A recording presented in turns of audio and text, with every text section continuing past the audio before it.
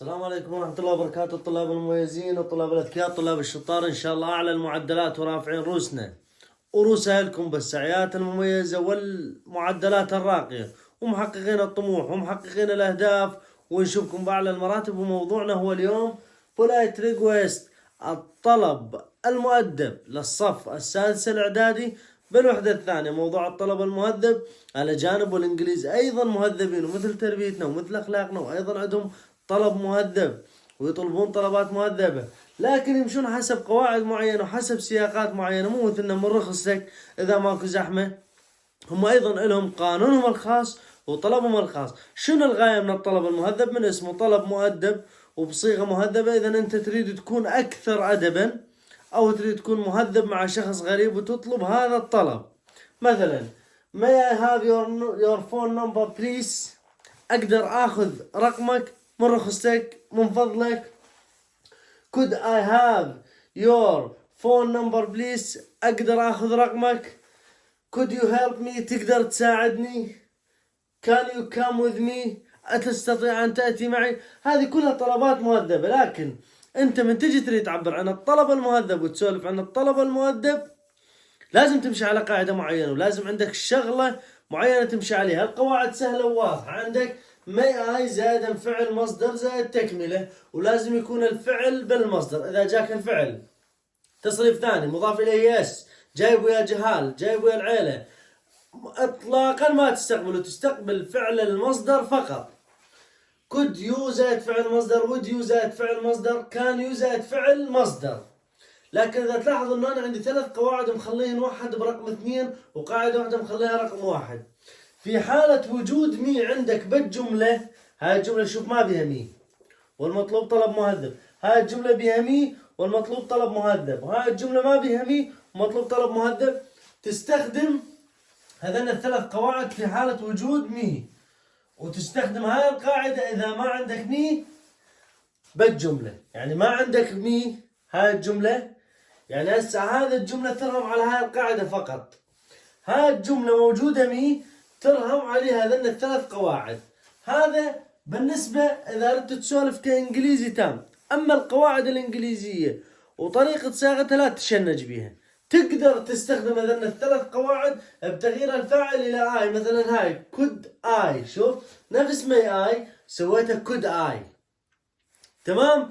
هذا الصيغة اللي تمشي عليها. مثلا يجيك سؤال بالوزارة، أو يجيك سؤال بحياتك اليومية، أو يجيك طلب تريد تسولف see your ticket، والمطلوب من عندك polite request، طلب مهذب. عندك شنو الضحك؟ إذا هو مو محددك بقاعدة معينة، مو قايل لك may could would can، مو محددك بقاعدة، قايل لك حلب كيفك. تشوف القاعدة شنو الموجود عندك. عندك 4 قواعد حل عليها. مثلا أقول أرد حل بذني لأن ما عندي مي، ما موجودة مي، لازم شو أسوي؟ أحل بهذه لو بهذه.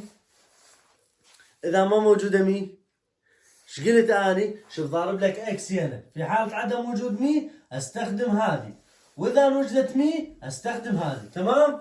يعني see your ticket، أجي may I see your ticket، بس هيك. كل شيء ما أسوي، مجرد أخلي may I وأنزل كاملة. give me a pen، والمطلوب من عندك polite request، طلب مهذب. إذا لازم تمشي على القواعد وعلى الصيغة اللي المفروض تمشي عليها. عندك القواعد موجودة، ال3 قواعد، أي وحدة منهم تستخدم، هو مو محددك بولا وحدة من عدد، وكلهن نفس القواعد. أجي could you give me a pen، وبس. open your suitcase، والمطلوب polite request. هذا الثالث open your suitcase، والمطلوب من عندك الطلب الثالث. إذا جيت تريد تسوي الجملة وردت تحلها ومو محددك بقاعدة معينة، تقدر تقول may I open your suitcase، وتخلي هنا أنا مو مخلي لك بالقواعد كلمة بليز، لأن هذه مو من أصل القاعدة، أنت تضيفها حتى تكون أكثر أدبا، تضيفها حتى تكون أكثر أدبا، وأنت حر تضيفها وما تضيفها مو مشكلة. عندك الثلاث قواعد could you would you وكان يو زائد فعل مصدر، وعندك الجملة ما تحتوي على مي. إذا استخدم القاعدة الأولى، بس أقدر أستخدم ذن القواعد، بس لازم شو أسوي؟ بس أغير الفاعل. مثلا إذا أردت أحل حسب هذا القاعدة could you أقول could I وأنزلها نفسها بالضبط. أقدر أقول can I وأكملها كاملة. أنت بكيفك، تمام؟ يعني إذا ما وجدت مين عندك بالجملة عادي تحل بكل الجمل، بس إذا وجدت عندك مي بالجملة أنت محدد بس تحل بهذه، تمام؟ هذا كل ما يتعلق بموضوع الطلب المهذب للسادس الإعدادي بالوحدة الثانية. أشوفكم فيديو ثاني موضوع ثاني، في مان الله.